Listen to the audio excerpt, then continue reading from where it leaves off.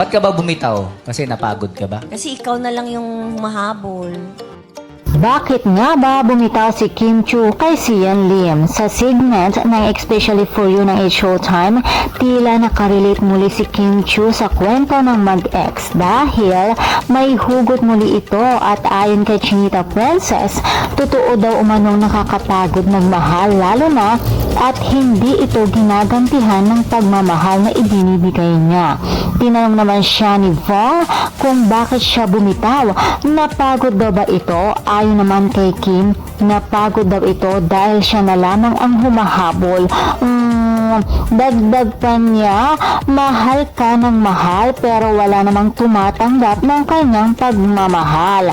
Sumagot naman si Vice Gandanang, kaya daw ba ito bumitaw dahil napagod siyang humabol o kaya ito napagod dahil habang humahabol siya, ayaw nang magpahabol ng taong mahal niya. Kamakailan nga lamang naging usap-usapan sa social media ang ibinahagi ni Sian Lim na si Kim Chiu daw ang nakipag-break sa kanya na ayon naman sa mga netizens, natural lamang daw na makipag-break si Kim dahil sa ayaw na niyang habulin si Sian lalo na at nararamdaman nitong hindi na siya ang mahal.